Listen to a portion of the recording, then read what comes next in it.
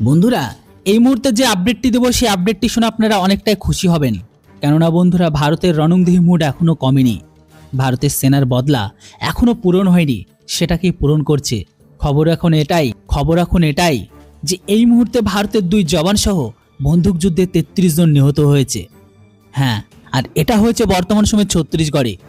ভারতের ছত্তিশগড় রাজ্যের বিজাপুর জেলায় অর্থাৎ আজকে ভোরে নিরাপত্তা বাহিনীর সাথে মাওবাদীদের বন্দুকযুদ্ধে 33 জন নিহত হয়েছে। নিহতদের মধ্যে 2 জন নিরাপত্তা কর্মী আর 31 জন মাওবাদী সদস্য রয়েছে। এছাড়া সংঘর্ষে আরও 2 জন জওয়ান আহত হয়েছে। টাইমস অফ ইন্ডিয়ার এক স্টেটমেন্টে জানানো হয়েছে যে এই ভয়াবহ সংঘর্ষটি বিজাপুর জেলার ইন্দ্রাবতী জাতীয় উদ্যান এলাকার জঙ্গলে ঘটে।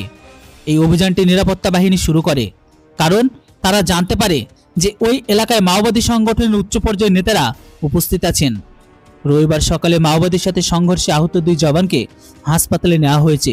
পুলিশ জানিয়েছে বন্দুকযুদ্ধের মধ্যে 12 জন মাওবাদীদের মৃতদেহ উদ্ধার করা হয়েছে, যাদের সবাই মাওবাদী ইউনিফর্ম পরিধান করেছিল। এমনকি তাদের কাছে থেকে অস্ত্র বিস্ফোরক পাওয়া গেছে।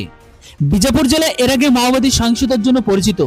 জানুয়ারি মাসে সেখানে একটি আইডি ধামাকায় ভারতের 8 জন নিরাপত্তা কর্মী এমনকি এক বেসামরিক ব্যক্তি নিহত হয়েছিল। এরপর জানুয়ারির শেষ সপ্তাহে শুরু হওয়া মাওবাদী বিরোধী অভিযানে 8 জন মাওবাদী নিহত হয়েছে। আর এই সময়কার অভিযানে মাওবাদী ও নিরাপত্তার বাহিনী একাধিকবার মুখোমুখি সংঘর্ষে জড়ায়, যার মধ্যে কয়েকটি বড় পরিসরের লড়াইও হয়। বর্তমানে বিজাপুরের জঙ্গলে গোলাগুলি চলতে থাকায় আরও এক হতাহতের আশঙ্কা রয়েছে। তবে এইদিকে সেখানকার পুলিশ কর্মকর্তারা জানিয়েছে নিহত মাওবাদীদের কাছে থেকে উদ্ধার করা অস্ত্র ও বিস্ফোরকগুলির পরিস্থিতি আরও বেশ উদ্বেগজনক দিক দেখা যাচ্ছে।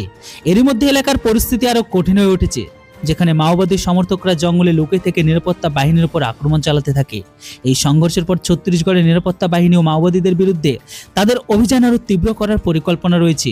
মাওবাদী বিরোধী অভিযান আরও শক্তিশালী পদক্ষেপ নেওয়ার জন্য বিশেষ গোষ্ঠী গঠন করা হয়। অপরদিকে মাওবাদী তাদের কর্মকাণ্ডের জন্য অনেকদিন ধরেই এই এলাকাটিকে ব্যবহার করে আসছে, এমনকি নিরাপত্তা বাহিনী এই অভিযানটি তাদের জন্য একটি বড় চ্যালেঞ্জ হয়ে দাঁড়িয়েছে। তবে এই মুহূর্তের অ্যাকশনে 31 জন মাওবাদীকে সফলভাবে মেরে দিয়েছে।